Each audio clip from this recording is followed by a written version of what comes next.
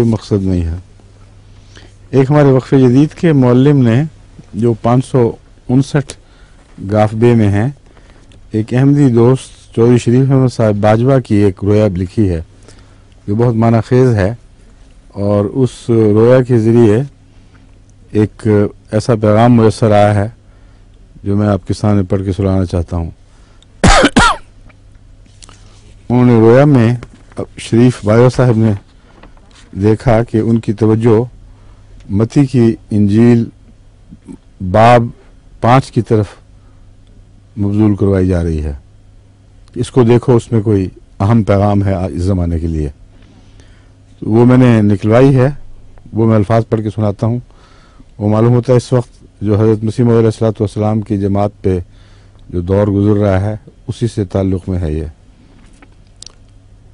حضرت مسیح کے متعلق ہے کہ وہ اس بھیڑ کو دیکھ کر پہاڑ پر چڑھ گیا، اور جب بیٹھ گیا تو اس کے شاگرد اس کے پاس آئے اور وہ اپنی زبان کھول کر ان کو یوں تعلیم دینے لگا: مبارک ہیں وہ جو دل کے غریب ہیں، کیونکہ آسمان کی بادشاہی انہی کی ہے۔ بہت ہی اہم پیغام ہے اور کتنا مناسب حال ہے ماشاءاللہ۔ دل کے غریب تو جماعت احمدیہ سے بڑھ کر اور کوئی جماعت اس دنیا میں نہیں۔ اور آگے پھر دیکھیں جو نقشے ظاہر ہوتے ہیں وہ سب نئے ہی جماعت احمدیہ پہ چسپاں ہوتے ہیں۔ وہ اس بھیڑ کو دیکھ کر پہاڑ پر چڑھ گیا، اور جب بیٹھ گیا تو اس کے شاگرد اس کے پاس آئے اور وہ اپنی زبان کھول کر ان کو یوں تعلیم دینے لگا: مبارک ہیں وہ جو دل کے غریب ہیں، کیونکہ آسمان کی بادشاہی انہی کی ہے۔ مبارک ہیں وہ جو غمگین ہیں، کیونکہ وہ تسلی پائیں گے۔ مبارک ہیں وہ جو حلیم ہیں، کیونکہ وہ زمین کے وارث ہوں گے۔ مبارک ہیں وہ جو راست بازی کے بھوکے اور پیاسے ہیں، کیونکہ وہ آسودہ ہوں گے۔ مبارک ہیں وہ جو رحم دل ہیں، کیونکہ ان پر رحم کیا جائے گا۔ مبارک ہیں وہ جو پاک دل ہیں، کیونکہ وہ خدا کو دیکھیں گے۔ مبارک ہیں وہ جو صلح کراتے ہیں، کیونکہ وہ خدا کے بیٹے کہلائیں گے۔ مبارک ہیں وہ جو راست بازی کے سبب سے ستائے گئے ہیں۔ بس ساری دنیا میں جماعت احمدیہ کہ جو بھی جماعت احمدیہ سے منسلک جو سن رہے ہیں اس بات کو، ان میں سے ہر ایک گواہ ہے کہ آج دنیا بھر میں خدا کے سبب سے ستائے جانے والی جماعت اگر کوئی ہے تو وہ جماعت احمدیہ ہے۔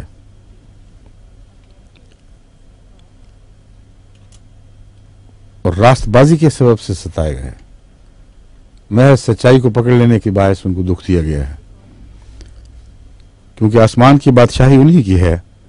جب میرے سبب سے لوگ تم کو لان تان کریں گے اور ستائیں گے اور ہر طرح کی بری باتیں تمہاری نسبت ناحق کہیں گے تو تم کو مبارک ہو، تو تم مبارک ہوگے، یا مبارک ہوگے کہنا چاہیے، خوشی کرنا اور نہایت شادمان ہونا، کیونکہ آسمان پر تمہارا اجر بڑا ہے، اس لیے کہ لوگوں نے ان نبیوں کو بھی جو تم سے پہلے تھے اسی طرح ستایا تھا۔ بس مسیح اول کا پیغام مسیح ثانی کی جماعت پر دیکھیں کیسا خوبصورتی کے ساتھ چسپاں ہو رہا ہے۔ تم زمین کے نمک ہو، لیکن اگر نمک کا مزہ جاتا رہے تو وہ کس چیز سے نمکین کیا جائے گا؟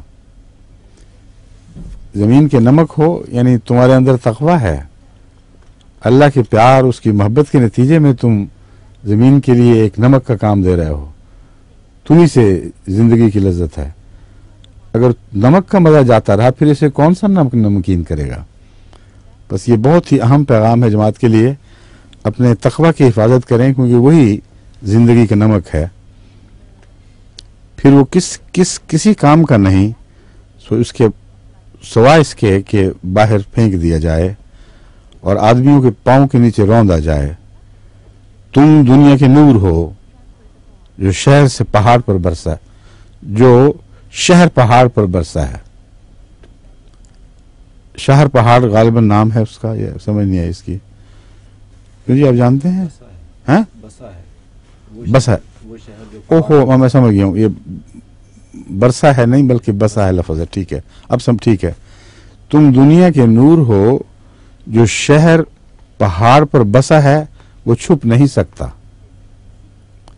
یعنی تم بلندی پر واقع ہو، جیسا سورج بلندی پر ہوتا ہے اور سب کو دکھائی دیتا ہے، تم خدا تعالیٰ کے وہ بندے ہو جنہیں ایک بلندی پر بسایا گیا ہے، اور تم نور ہو، اس لیے تم چھپ نہیں سکتے، اور چراغ جلا کر پیمانے کے نیچے نہیں بلکہ چراغ دان پر رکھتے ہیں۔ اس میں مسیح کی پرحکمت باتوں کی خوشبو اور مہک دیکھیں کیسی پرلطف ہے اور دل کو سرور پہنچاتی ہے۔ کہتے ہیں میں جو کہتا ہوں کہ تم اونچی جگہ پہ رکھے گئے ہو، اس لیے کہ اللہ کے ہاتھ نے تمہیں اونچا ہی رکھنا تھا۔ جس نے تمہیں نور بنایا ہے وہ بہتر جانتا ہے کہ نور کی جگہ کہاں ہے، بس جیسے تم شمع دان کو جلا کر چیزوں کے نیچے نہیں چھپا دیا کرتے، بلکہ اصل مرتبے اور مقام کی جگہ پر چراغ دان پر رکھتے ہو، تو اس سے گھر کے سب لوگوں کو روشنی پہنچتی ہے۔ اسی طرح تمہاری روشنی آدمیوں کے سامنے چمکے، تاکہ وہ تمہارے نیک کاموں کو دیکھ کر تمہارے باپ کی جو آسمان پر ہے تمجید کریں۔ صرف محاورہ بدلا ہے باپ اور بیٹے کا، جو حضرت اقدس محمد مصطفیٰ صلی اللہ علیہ وآلہ وسلم نے تبدیل فرما دیا ہے، مگر جہاں تک محبت اور تعلق کے رشتوں کا معاملہ ہے، وہاں یہی محاورہ قرآن کریم نے بھی استعمال کیا ہے کہ تم اس طرح پہچانتے ہو اس نور کو، یعنی محمد رسول اللہ کو، جیسے باپ بیٹوں کو پہچانتے ہیں۔ اور مراد یہ ہے کہ جس طرح باپ کی صفات بیٹے میں جلوہ گر ہوں تو باپ پہچانتا ہے کہ یہ میرا بیٹا ہے، ورنہ اس کو کچھ پتہ نہیں۔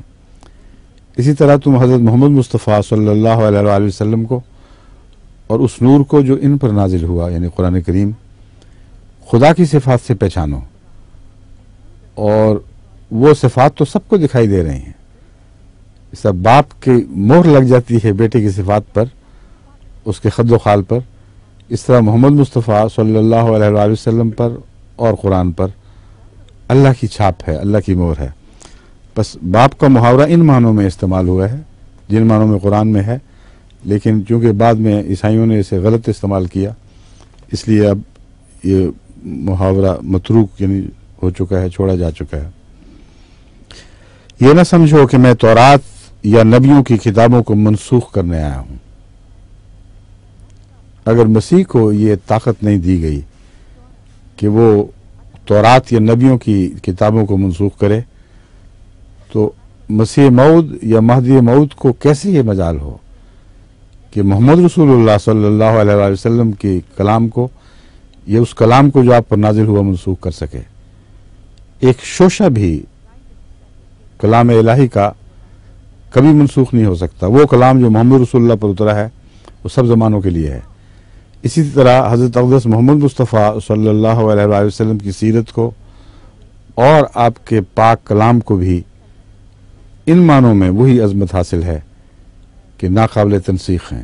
کوئی دنیا میں ماں ایسی نہیں جو بچہ جنے جو محمد رسول اللہ علیہ وسلم کے ایک لفظ، ایک حرف پر قلم پھیر سکے۔ یعنی خدا کی تقدیر نے آپ کو ہمیشہ کے لیے ان معنوں میں زندہ کر دیا ہے۔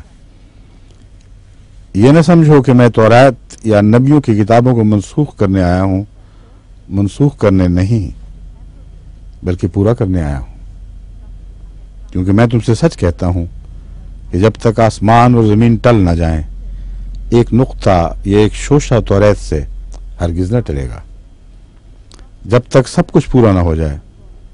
بس جو کوئی ان چھوٹے سے چھوٹے حکموں میں سے کسی کو توڑے گا اور یہی آدمی کو سکھائے گا، وہ آسمان کی بادشاہی میں سب سے چھوٹا کہلائے گا۔ یہاں حضرت مسیح نے جو یہ فرمایا ہے کہ اس وقت تک یہ کتاب منسوخ نہیں ہوگی جب تک اس کی ساری باتیں پوری نہ ہو جائیں، اس سے مراد حضرت اقدس محمد مصطفیٰ صلی اللہ علیہ وآلہ وسلم کا ظہور ہے کہ جب آپ تشریف لے آئیں گے تو جیسا کہ خود انجیل میں پیشگوئی ہے کہ آن حضرت صلی اللہ علیہ وآلہ وسلم کا آنا ایسا ہی ہوگا جیسے خدا کا آنا ہو۔ اس کے بعد جو پچھلی باتیں ہیں وہ سب پسہ پارینہ بن جائیں گی، ان کے لیے سند ہوں گی جو ان پر ایمان رکھتے ہیں، مگر دنیا کے لیے ان کی حیثیت ایک سابقہ قصوں کو تو نہیں کہہ سکتے، لیکن ایک گزری ہوئی حسین داستان کسی بن جائے گی جس کا وقت ختم ہو چکا ہو۔ بس یہ مراد ہے کہ اس وقت تک، جب تک توریت کے احکام پورے نہ ہو جائیں، اس وقت تک کچھ نہیں ٹلے گا۔ بس میں سمجھتا ہوں کہ حضرت اقدس محمد رسول اللہ صلی اللہ علیہ وآلہ وسلم کے آنے سے توریت کے وہ تمام احکام پورے ہو گئے جس کے ذریعے بادشاہی حضرت اقدس محمد رسول اللہ کے ہاتھوں میں تھما دی جانی تھی، اور پھر خدا کی بادشاہت آپ کے سپرد ہونی تھی۔ جس انجیل کی پیرابل کہتے ہیں اس کو، تمثیل کا ذکر میں نے کیا ہے، وہ یہ ہے کہ ایک پاکستان کی تمثیل انجیل میں دی گئی ہے، انگوروں کے باغ کی، کہ مالک نے، یہاں مالک سے مراد خدا ہے، مالک نے اپنے انگوروں کے باغ کی حفاظت کا کام نوکروں کے سپرد کیا، اور جو ارد گرد کے بسنے والے لوگ تھے وہ سخت باغی مزاج کے اور متشدد لوگ تھے، جابرانہ مزاج رکھتے تھے۔ انہوں نے اس باغ کو اجاڑا اور نوکروں کی کچھ پرواہ نہ کی۔ تب مالک نے اپنے بیٹے کو بھیجا تاکہ وہ باغ کی حفاظت کرے اور اس کے پھل پھول کی حفاظت کرے۔ اس سے مراد مسیح کا آنا ہے، کیونکہ وہ بیٹا کہلاتا ہے، اور انہوں نے اس کی بھی پرواہ نہ کی بلکہ اس کو ہلاک کر دیا، اور اسی طرح باغ کو اجاڑتے رہے جس طرح پہلے اجاڑا کرتے تھے۔ تب وہ مالک خود آیا تاکہ خود اپنے پھلوں کی حفاظت کرے اور مجرموں کو سزا دے۔ بس یہ جو آنا ہے یہ حضرت محمد مصطفیٰ صلی اللہ علیہ وآلہ وسلم کا آنا ہے، جن کا آنا ان معنوں میں تمثیلاً خدا کا آنا ہے۔ چنانچہ قرآن کریم اس مضمون کو یوں بیان فرماتا ہے، وَمَا رَمَيْتَ إِذْ رَمَيْتَ وَلَٰكِنَّ اللَّهَ رَمَىٰ۔ وہ بھی سزاؤں کے تیر تھے جو محمد رسول اللہ کے ہاتھوں سے چلائے گئے تھے۔ وہ مٹھی جس میں کنکر اٹھائے گئے اور کفار مکہ کی طرف پھینکی گئی، وہ سزاؤں کی مٹھی تھی، اور اللہ فرما رہا ہے کہ تیرے ہاتھ نے یہ سزا نہیں دی، میرے ہاتھ نے سزا دی ہے۔ جو کنکر تو نے ان پر پھینکے وہ خدا کی طرف سے برس رہے تھے۔ چنانچہ اس کی تائید میں یہ الہی نشان ظاہر ہوا کہ بڑے زور سے کنکر اٹھائے ہوئے آندھی مسلمانوں کے لشکر سے دشمن کے لشکر کی سمت میں چل پڑی، اور اس کی وجہ سے وہ نیم اندھے ہو گئے اور لڑنے کی ہوش نہ رہی۔ یہ روایت بیان کی جاتی ہے، مگر اس روایت سے قطع نظر قرآن کا یہ کلام دراصل انجیل کے اس کلام کے ساتھ وابستہ ہے، اس کو پورا کر رہا ہے کہ بالآخر خدا نے فیصلہ فرمایا کہ میں خود ظاہر ہوں گا، اور جو شخص اپنے وجود کو کامل طور پر اپنے مالک یا آقا کے وجود میں ضم کر دے، اپنا کچھ بھی باقی نہ رکھے، کلیتاً 100% اپنے محبوب اور اپنے آقا کا ہو جائے، اس کو تمثیلاً وہ نام دینا اس کا شرک نہیں کہلاتا، وہ اس کے عجز کے کمال کا اظہار ہے۔ یعنی وہ نہ رہا اور وہی ایک رہا جس کی عزت میں اس نے اپنے وجود کو فنا کیا، جس کی محبت میں اس نے اپنے نفس کو کالعدم کر دیا، بالکل غائب کر دیا۔ بس یہ تعلیم نعوذ باللہ شرک کی تعلیم نہیں، کیونکہ محمد رسول اللہ صلی اللہ علیہ وآلہ وسلم سے بڑھ کر نہ کوئی مواحد پیدا ہوا، نہ کسی نے توحید کے لیے ایسی غیرت دکھائی، نہ کسی نے توحید کے لیے اتنی عظیم قربانیاں پیش کیں جیسا کہ حضرت اقدس محمد رسول اللہ صلی اللہ علیہ وآلہ وسلم نے پیش فرمائی۔ بس یہ مراد ہے انجیل کے احکام کا، اس کی پیشگوئیوں کا پورا ہونا۔ اس وقت تک یہ کتاب نہیں ٹلے گی، اور جب وہ پوری ہو جائیں گی تو پھر خدا کی بادشاہت اس کو تھمائی جائے گی جو اس بادشاہت کا اس کائنات میں سب سے زیادہ اہل ہے۔ تو فرماتے ہیں، حضرت مسیح فرماتے ہیں، بس جو کوئی ان چھوٹے سے چھوٹے حکموں میں سے کسی کو بھی توڑے گا اور یہی آدمیوں کو سکھائے گا، وہ آسمان کی بادشاہی میں سب سے چھوٹا کہلائے گا، لیکن جو ان پر عمل کرے گا اور ان کی تعلیم دے گا وہ آسمان کی بادشاہی میں بڑا کہلائے گا۔ حضرت مسیح موعود علیہ الصلوۃ والسلام نے جو اس بارے میں ہمیں تعلیم دی، اب میں اس کی طرف جماعت کو متوجہ کرتا ہوں۔ وہی تعلیم جو 5ویں باب متی کے 5ویں باب میں مسیح کی ملتی ہے، وہی مضمون حضرت مسیح موعود علیہ الصلوۃ والسلام توریت کی بجائے قرآن کے حوالے سے اور اگلے نبیوں کی بجائے حضرت محمد رسول اللہ صلی اللہ علیہ وآلہ وسلم کے حوالے سے پیش فرماتے ہیں۔ قرآن مجید خاتم الکتب ہے، اس میں اب ایک شوشہ یا نقطہ کی کمی بیشی کی گنجائش نہیں، اور یہاں کوئی شرط نہیں رکھی کہ جب تک پورا ہو جائے، جب تک وہ دل نہ ٹل جائے۔ آخری کامل بلا شرط کلام ہے، کبھی کوئی گنجائش نہیں ہے۔ قرآن مجید خاتم الکتب ہے، اس میں اب ایک شوشہ یا نقطہ کی کمی بیشی کی گنجائش نہیں ہے۔ حضرت محمد رسول اللہ صلی اللہ علیہ وآلہ وسلم خاتم الانبیاء ہیں۔ آپ کی ذات میں دین کامل ہوا ہے، اور آپ کے دین میں ایک شوشے، ایک نقطے کی نہ اضافے کی گنجائش ہے، نہ کمی کی گنجائش ہے۔ پھر ازالہ اہام جلد اول، یہ ملفوظات جلد 8 سے لیا گیا تھا والا، صفحہ 245۔ ازالہ اہام جلد اول صفحہ 137 و 139 پر یہ عبارت درج ہے، اور ہم پختہ یقین کے ساتھ اس بات پر ایمان رکھتے ہیں کہ قرآن شریف خاتم کتب سماوی ہے، اور ایک شوشہ یا نقطہ اس کے شرائع اور حدود اور احکام اور اوامر سے زیادہ نہیں ہو سکتا اور نہ کم ہو سکتا ہے۔ اب کوئی ایسی وحی یا ایسا الہام من جانب اللہ نہیں ہو سکتا جو احکام فرقانی کی ترمیم یا تنسیخ یا کسی ایک حکم کو تبدیل یا تغیر کر سکتا، کسی ایک حکم کا تغیر یا تبدل کر سکتا ہو، یا ایک حکم کو تبدیل یا تغیر کر سکتا ہو۔ اگر کوئی ایسا خیال کرے تو وہ ہمارے نزدیک جماعت مومنین سے خارج اور ملحد اور کافر ہے۔ بس جماعت احمدیہ کو یہ ہمیشہ پیش نظر رکھنا چاہیے، اور رکھتی ہے پیش نظر۔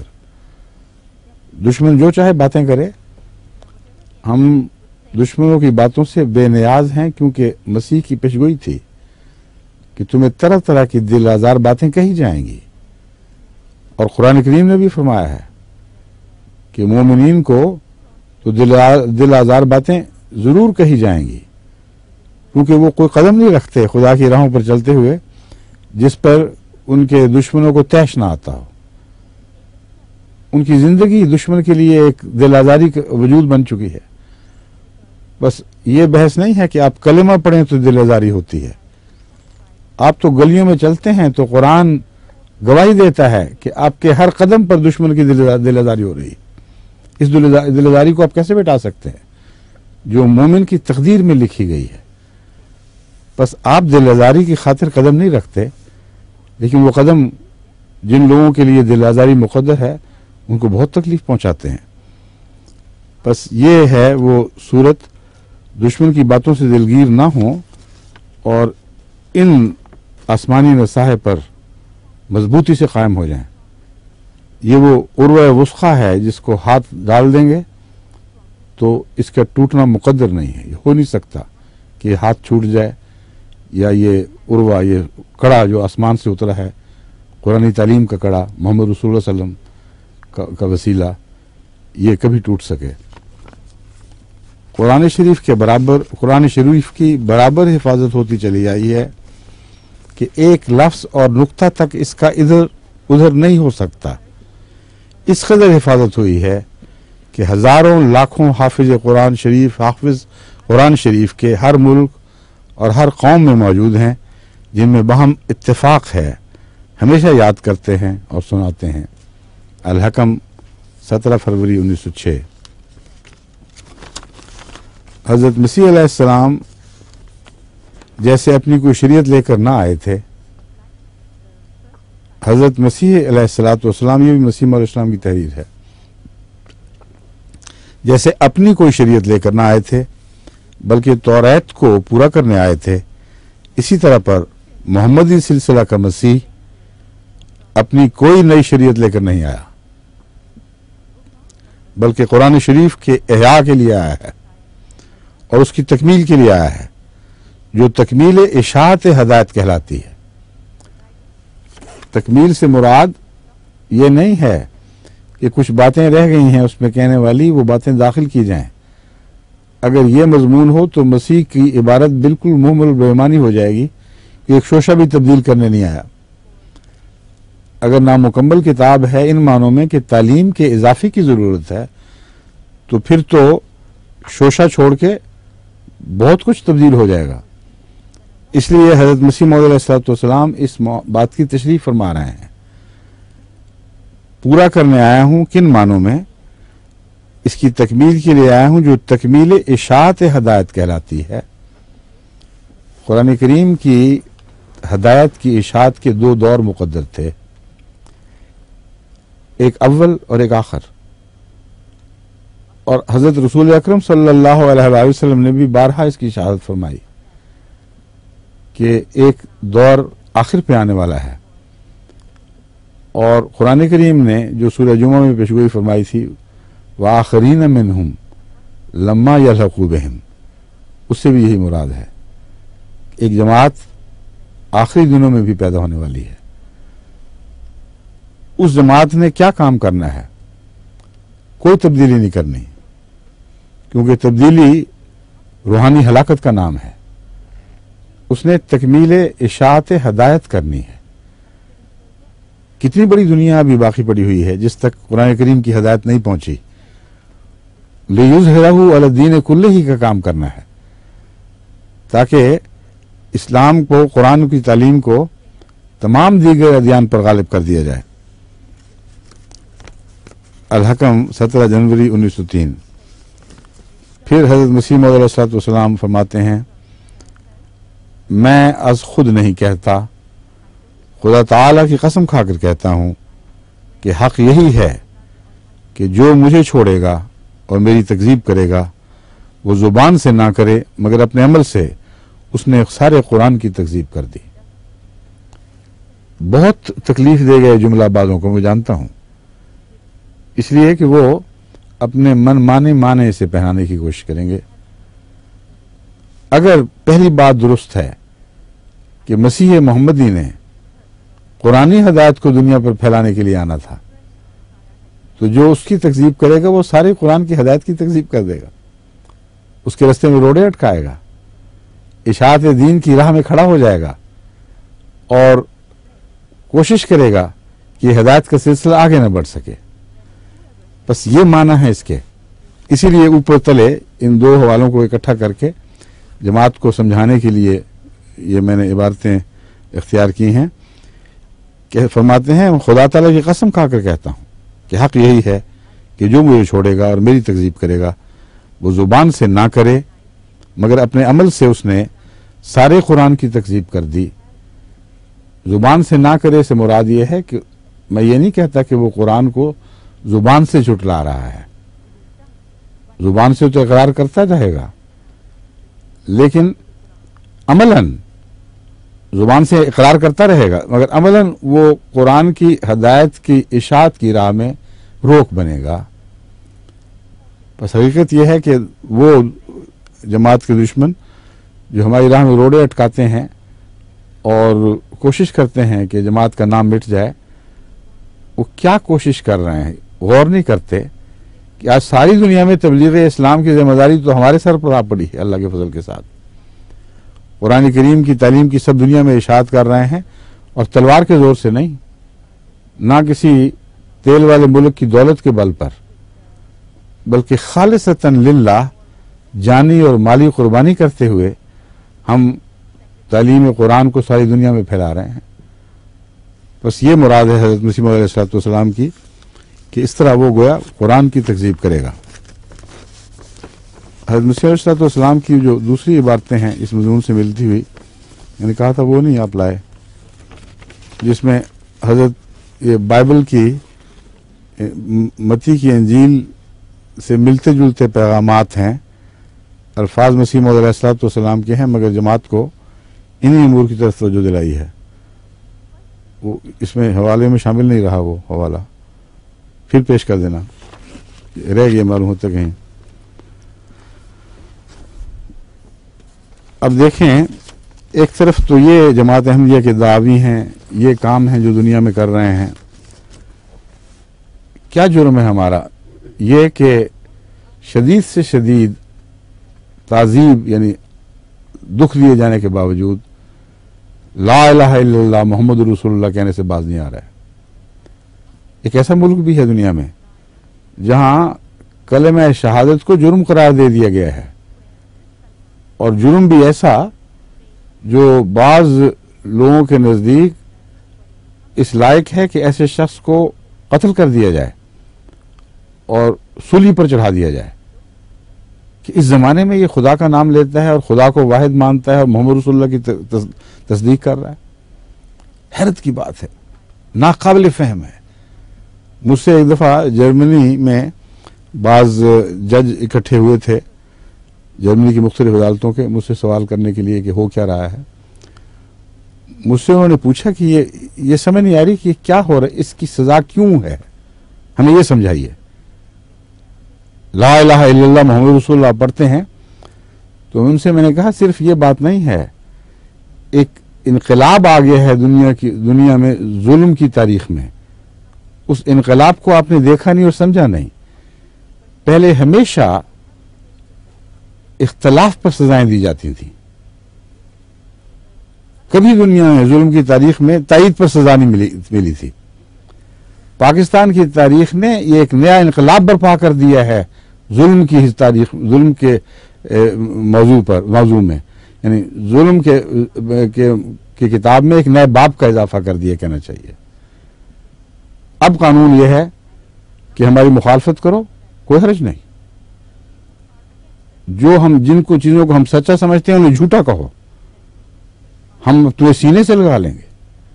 تم کہہ دو ہم غیر مسلم ہیں، تم کہہ دو خدا کے شریک ہیں، تم کہہ دو نعوذ باللہ محمد رسول اللہ سچے نہیں ہیں، آؤ اور ہمارے سینوں سے لگ جاؤ۔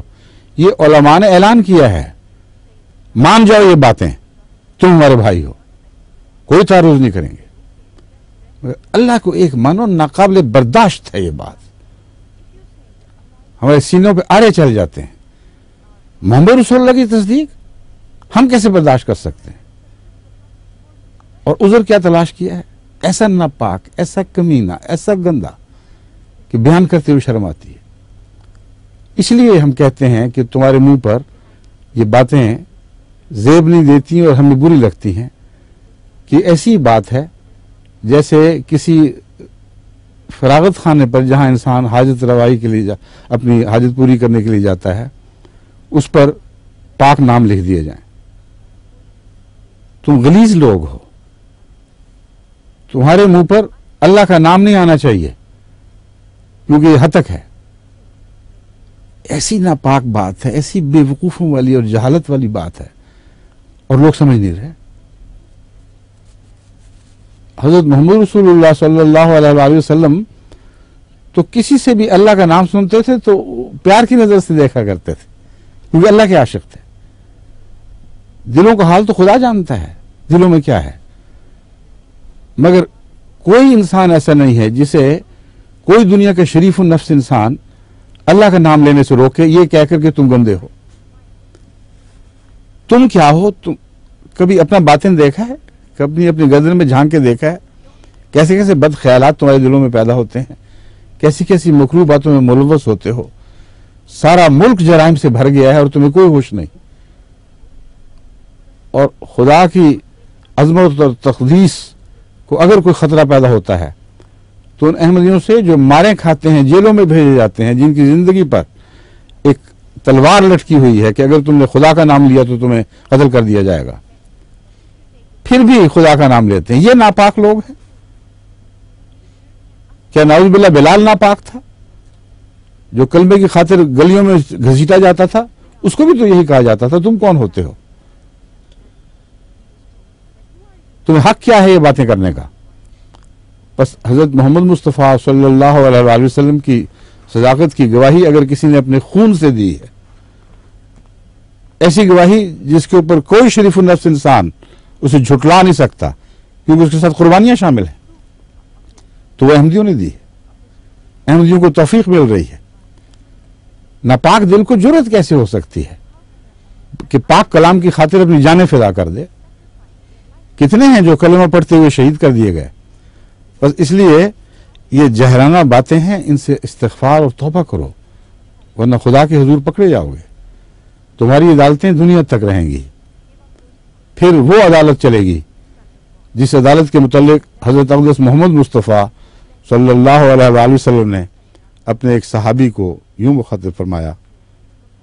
وہ واقعہ کیا ہے؟